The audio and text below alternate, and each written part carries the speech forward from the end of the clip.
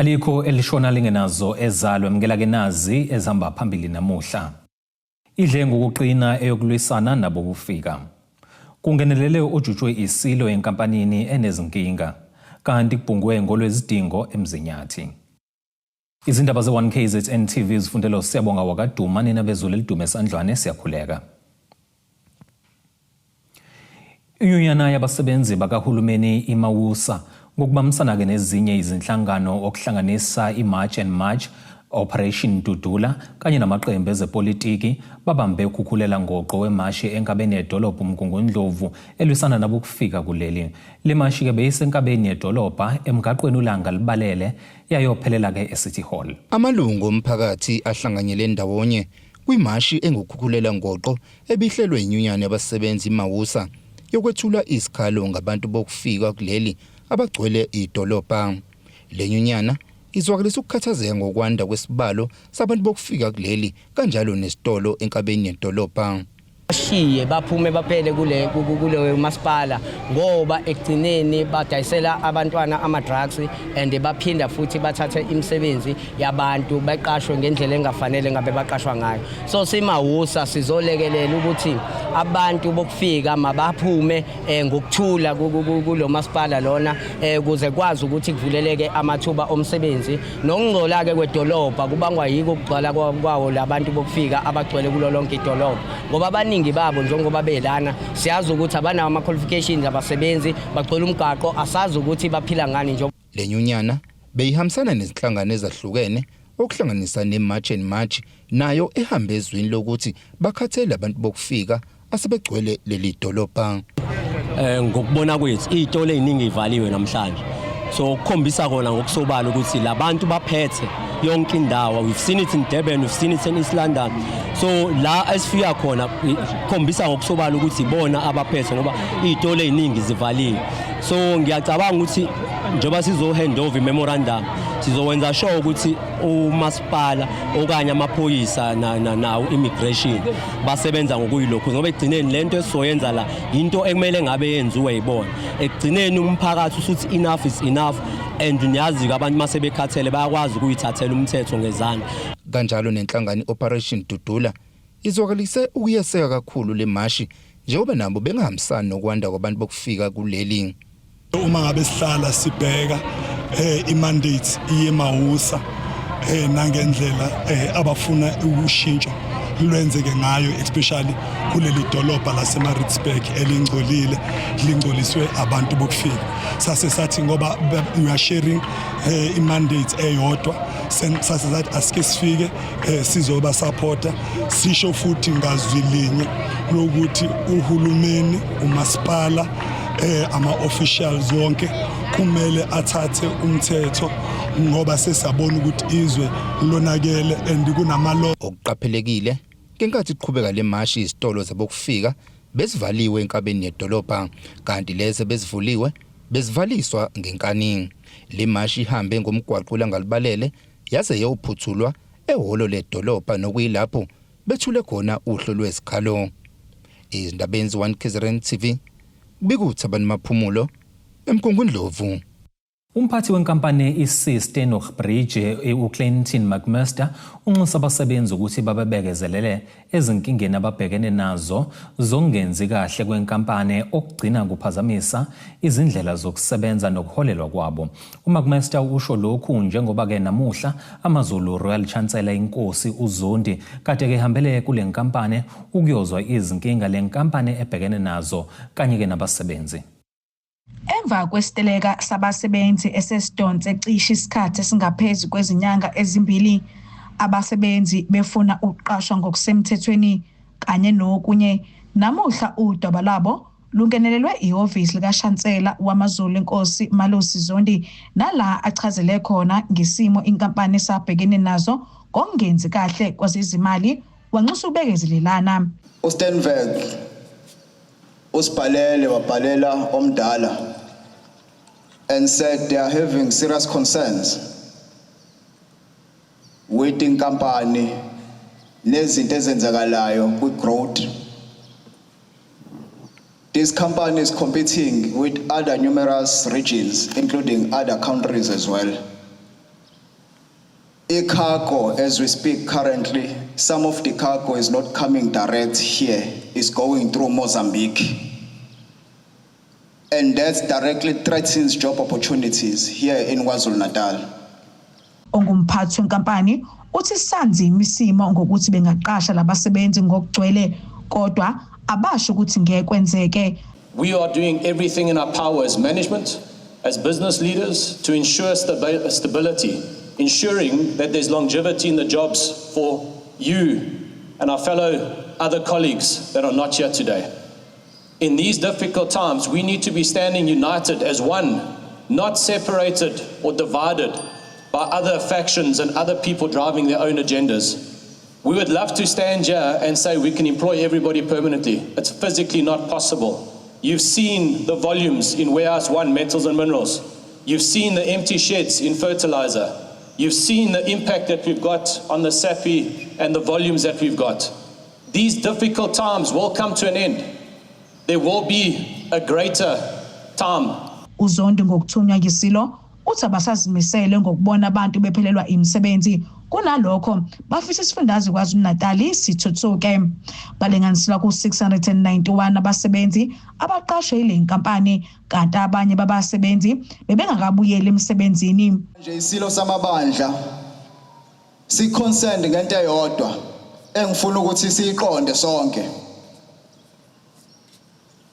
KwaZulu-Natal currently isilo city, we must make KwaZulu-Natal a greatest province again. Isilo samabandla, isilo Musizulu, our king, la kwimonarchy. Ithi abantu bakithi njengamanje abesimame ifuna ukubabona beba skilled ngendlela okuyona yona. Sifuna ukubona i-youth i-participate meaningfully kwi-economy.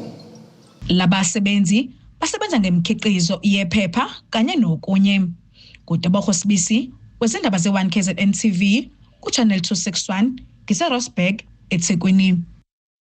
Ungqongqoshe zokubusa ngibambisana nezindaba zomdabu kuleli uVelenkosini Hlabisa wethule inkulumo yakhe emcimbini wokwethulela umphakathi waseMsinga ngezinhlelo zentuthuko edidiyelwe ebhekiswe emphakathini. uHlabisa ehambisana nomasipala wesifunda uMzinyathi bandlalele lo mphakathi ngezinhlelo zezidingonqangi ekulindeleke ukuba ke zenzeke kulo nyakamali. Ungqongqoshe wezokubusa ngokubambisana nezindaba zomdabu kuleli uVelenkosini Hlabisa uthi uMzinyathi ungesinye sezifunda ezibhekene nengqinamba yamanzi kuleli. Kuzo zonke inkinga ezikhona amanzi yiwona aseqhulwini. Kodwa okungijabulisayo esavumelana ngakho nomeya waseMzinyathi uMama uMchunu ngomhla ka-16 17 October eBattlefield eDandi ukuthi into yokuqala okumele yenziwe njenge-intervention ephuthumayo ukwenza ama-boreholes emphakathini yakithi. Aseqalile ama-boreholes endaweni yaseDandi, eNdumeni nasendaweni yaseMvoti. Imeya yomasipala wesifunda uMzinyathi ithi zikhona izinhlelo zokulungisa izinkinga zamanzi. eMzinyathi sinazo impela izinkinga zamanzi ngama-project angaphelile esifisa ukuthi aphele. Kodwa ke namhlanje sibonile umusa phezulu komusa ngoba sibona namhlanje sinongqongqoshe uminister efikile kithi eqale ngesummit wazosilekelela konke sasikhulumile ngokwesummit kukhona esesekuqalile njengoba kadesho. Manje ke okukhulu okufanele sikwenze thina ukuthi siphinde futhi siqhubeke nayo yonke imisebenzi okukhulunywe ngayo, siqhubekele ukuthi silungise ukuze abantu bethole amanzi. Lowo oyimeya masipala uMsinga uthi ba umasipala ongangenisa imali ngakho banxusa abantu kuba bakhokhele okungenani ugesi. Noma singabantu abasemakhaya nje abangasebenzi nje kodwa phela uma sesifuna lezi izinto ezikhokhelwayo kuyadingakala ukuthi nathi sikhokhe singasali ngemuva. Ngakho ke bengikhuza lokho ngeluleka kulokho cha into ezinjengogesi asikhokhele ngoba siyadinga singayeki nje mhlambe senze namasu ngoba maningi amasu asezweni abawenzayo la ukuthi ugesi usebenze imini nobusuku nje kodwa ubungakhokhelwa futhi ngakho ke yilokho esikhalela khona ukuthi hayi kuzosilimaza endaweni yakithi eMsinga uma kakhulu thina abaholi singabatsheli abantu iqiniso ukuthi kufanele bakhokhe ngoba yonke into yasemhlabeni yakhokhela. uHlabisa uthembise ukubuya ngoNcwaba kulomasipala. Ngizobuya ke ngo-August ngaphansi kohlelo lwe-District Development Model la engizobe sengibuya nabo bonke omeya ngaphansi komzinyathi ongqongqoshe abathintakalayo kuhulumeni omkhulu nohulumeni wesifundazwe. Izindabeni ze1KZN TV ngo-Ayanda Dube ngisemsinga. Bahlomiswe ngolwazi lokukhetha kahle imikhakha emanyuvesi abafundi bezikole ezahlukahlukene ezingolweni ngaphansi kaMasipala iRenkonyeni. Usomlomo weshaMthetho saKwaZulu Natal uNontombeko Boys uthi ke njengoba lena kuyindawo yasemakhaya bazama ukulekelela abantwana bakwazi ukufaka izicelo emanyuvesi futhi ke ezihambisana nezifundo abazenzayo. Usomlomo ke ubehambisana neseka ngqongqoshe wezokumbiwa phansi uPhumzile Mgcina. Bathola ithuba eliyinqa izivela abafundi bezikole ezahlukene ezingolweni ngaphansi kwaMasipala iRenkonyeni njengoba usomlomo weshaMthetho saKwaZulu Natal ehambise lolu hlelo kulabafundi. Usomlomo ubehambisana nosekela mphathiswa wezongumbiwa phansi kanti bekukhona izikhungo ezahlukene okubalwa iDUT, Mangosuthu University kanye nezinkampani zezimayini nabanye. Senze amathuba ukuthi njengoba bethe kuba kude bakwazi bona uthola amathuba okuapply. Ubonile lana ikhona University of South Africa, ikhona iDUT, ikhona iMangosuthu, but also kukhona engajwayele ukubona yabona nje oArcelormittal Science Center OCEF lezi ezikwa mining. Yingoba namuhla okunye okwenze ukuthi kube khona ukusizwa nguDeputy Minister wakwa Mineral and Petroleums, uDeputy Minister Mgcina. So kukhona ke lawo ma-stakeholders sizama ukusiza izingane zakulama high school alanga kwicala lasezinqoleni akwazi ukuba neaccess eku-applyeni, kodwa futhi kungaqali ngeaccess bakwazi ukuboniswa ngendlela yezifundo zabo. Silethe ama-careers a-different azokwazi ukukhuluma nabo. Eqhuba uthi bahamba nezinkampani ezizochazela abafundi ngamathuba emfundaze. Silethe nabantu abane-potential of funding because kukhona no-CEF and others that can fund. Lapho bathi bazobenikeza ama-applications for bursaries and stuff.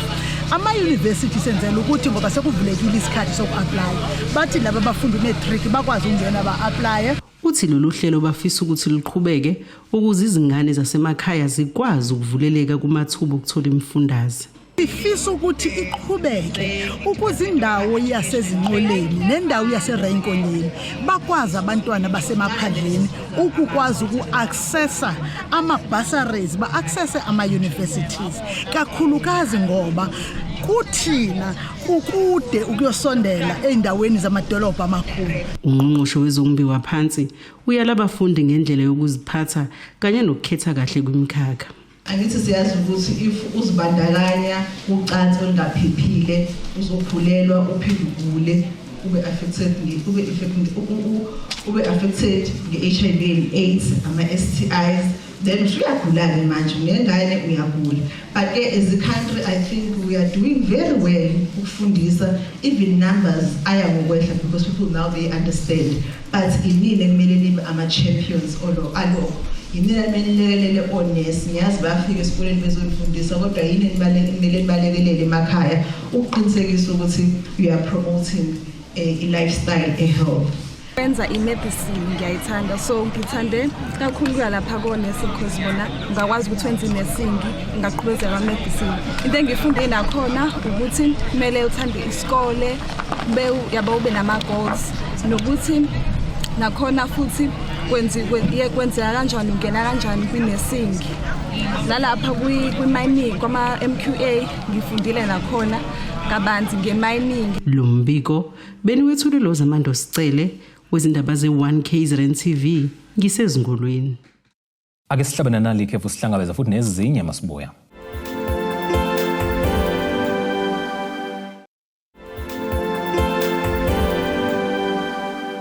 Ake sikubingelele siphinde sikwamukele mekuthi kusanda kubukela izindaba zethu nazi ihloko zambaphambili namhlanje. Idle ngokuqina eyokulwisana nabo kufika. Kungenelele ujutshwe isilo enkampanini enezinkinga kanti kubhungwe ngolwezidingo emzinyathi. Umkhandlu wesizwe sakaDube esikhaleni yenyakatho yesifundazwe usunqume ukuthi ke kumiswe ukuhweba kwezitolo zabantu bokufika esizweni senkosi ukuze kuvulelwe abantu bendawo amathuba ukuthi kube yibo abangenayo. Induna uNkosikhona Mkhize ekhuluma ke neziko lezindaba utho kwamanje lolu hlelo losagxile kulabo abadayisa izitini zokwakha, inhlabathi kanye ke nabadayisa utshwala. Njengoba ke imikhankaso yokulwisana nabantu bokufika kuleli ngokungemthetho iqhubeka nesizwe ke sakwaDube esikhaleni nyakatho nelikamthaniya naso ke sinqume ukuthi ke simise ukuhweba kwezitolo zabokufika ngaphansi kwesizwe senkosi. Njengomkhandlu wesizwe senkosi sekufinyelele lapho khona sithi masingathuli mesibona isizwe sakithi silimala ke ngokuthi amathuba emsebenzi ethathwe abantu bangaphandle okuyibona babonakala ngathi sebethatha yonke imisebenzi ekhona esizweni senkosi. Njengomkhandlu kufinyelele lapho khona sekukhona lapho izitolo esesibanike khona ama notice okuba ke kunezinto okumele beme ukuzenza njengokwenza ama blocks laba sebethatha ama tavern ukudayisa inhlabathi sisaya nakulabo bamasaluni nama restaurant bonke laba ngaphandle abasebenza kulezo indawo. Lesi ke kuseyisigaba sokuqala njengoba ke basazodlulela nakuma spaza shops lokhu ke bakwenza belandela emthetho. Umuntu akasho ukuthi umkhandlu awuyibukeli kude kodwa umkhandlu wesizwe uyafisa ukuthi yonke into eyenzakalayo yenzeke ngokuhleleka nangokubambisana nezinye inhlaka zikahulumeni. Kodwa isizwe seyakithi kwaDube kumele sazi ukuthi umkhandlu uyakusupport ukuthi abantu bendawo yibo okumele behwebe endaweni yabo. And njengoba sisho ukuthi sisaseyinhlelweni khona inhlaka esilokhu sigxuma ukuthola ukuthi ikuphi okufanele sikwenze ngoba asifisi kube khona abantu abazogcina bethola amathuba okusebenzisa kabi igama lomkhandlu kubo ngathi kusho umkhandlu. So yonke into esiyenzayo siyibhala phansi, yonke into esiyenzayo iyaziwa nasemaphoyiseni, yonke into esiyenzayo iyaziwa nabunye ubuholo obukhona okubhekelele ukuhweba endaweni. Umkhize uthi ke bamelene nokuthi kube nodlame kodwa bafisa ukuthi ke lento ingasetshenziswa ukuthi abantu baqale uthuthuva emphakathini nasesizweni senkosi. Thina ke njengeso la enkosi endaweni ezihlukahlukene njengegodi siyaqikelela ukuthi udlame lungabikho kodwa indawo azaziswe ngokuvala nangezinto esingayifuni.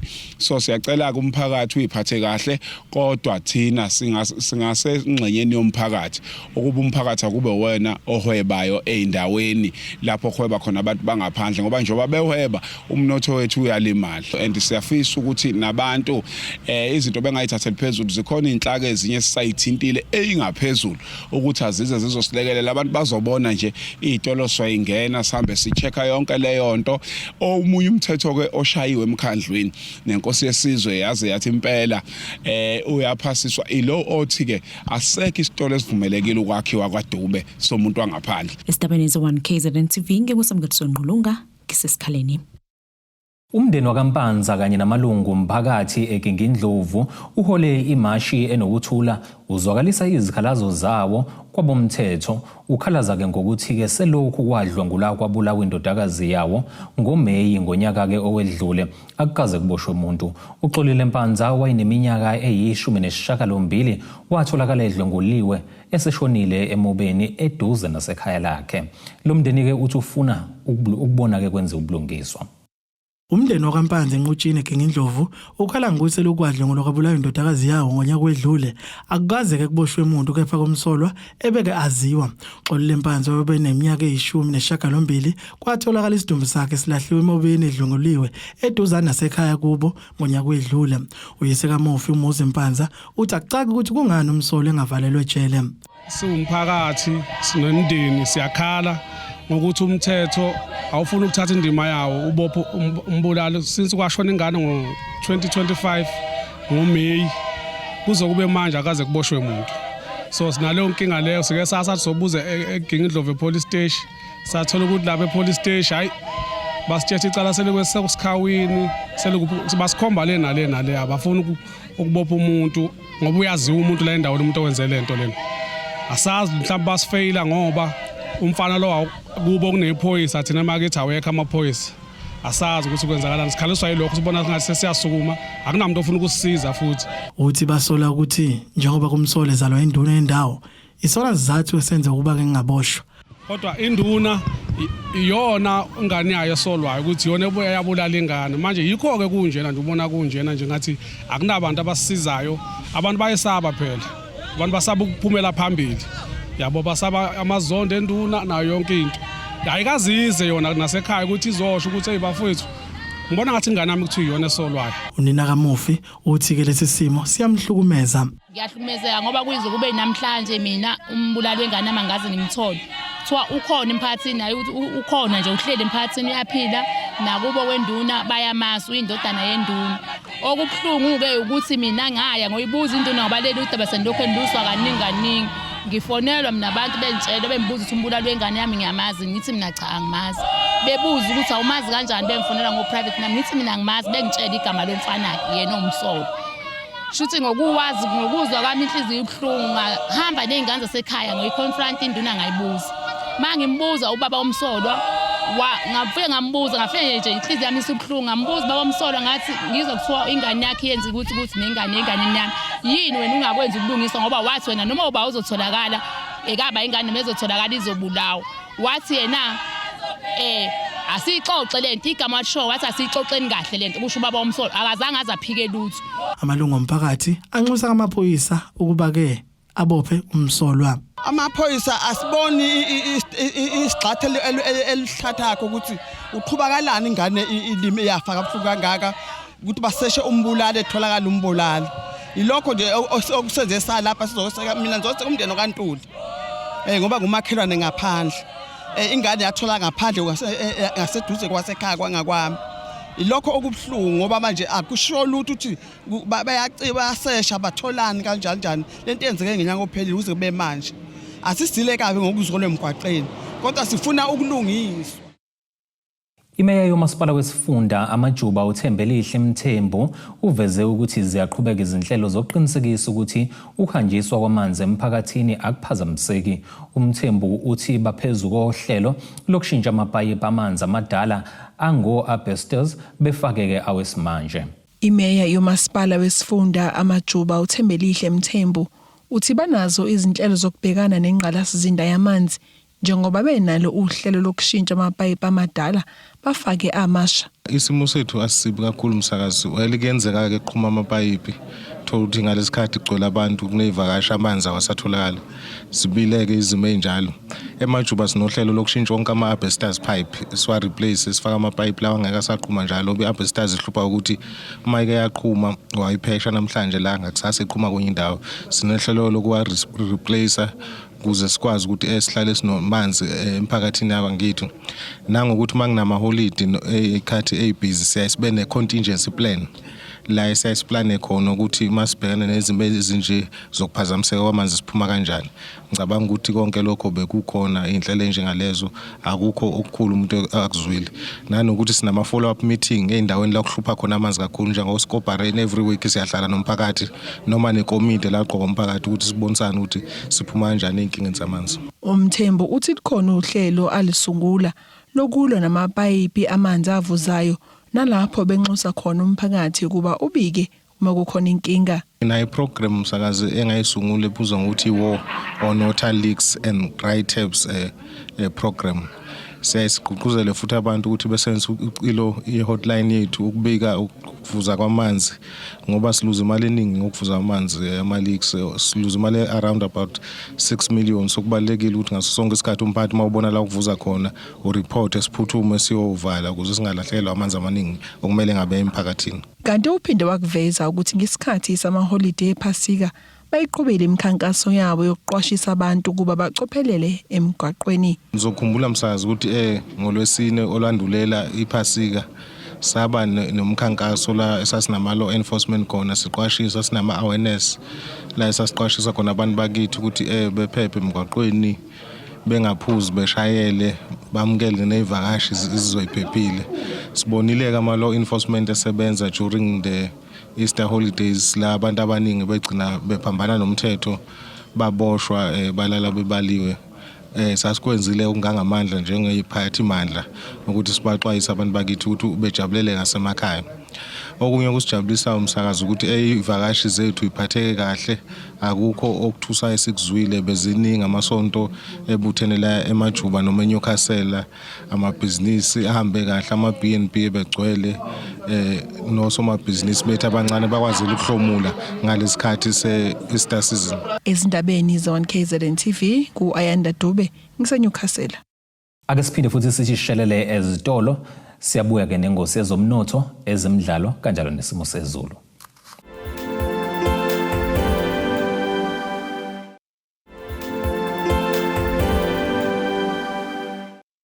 Siyakubingelela sekwamukela ke ukuthi usanda ukubukela ke izindaba zethu nazi izihloko ezihamba phambili ke namhlanje.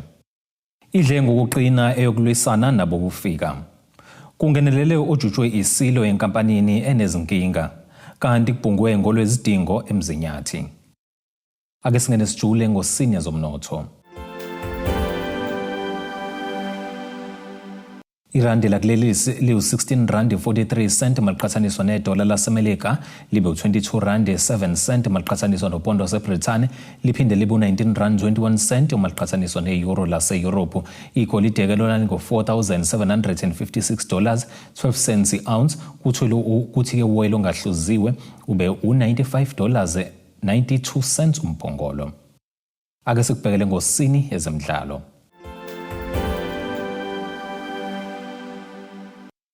Kuqinisekiswe izindaba ezimnandi kwabasondelene neKaizer Chiefs ngokusondela kwesikhathi sokubuya enkundleni kanozintwayo wokuqina uBrandon Peterson okuzobonakala ke njengokuphephuka kwejezi kuBryce Bavuma ovela unyama nambana kwezinye izingxenye zabalandeli ngenxa yamaphutha asobala emidlalweni yakamuva. uPeterson ngene waqala ke isizini ezintini zeChiefs ngaphambi kokuxinwa ukugula okwamqala ngaphambi komdlalo wabakhaya neOrlando Pirates ngasekupheleni kaNhlolanja nonyaka. Ngesikhathi ke ijezi lisekuyena lonozinti ongukapteni kwiChiefs, leli qembu laseNaturena lalibalwa ke namanye okunzima ukuthola amagoli kuona. Ake sikubhekele nasi isimo sezulu esingalindeleka.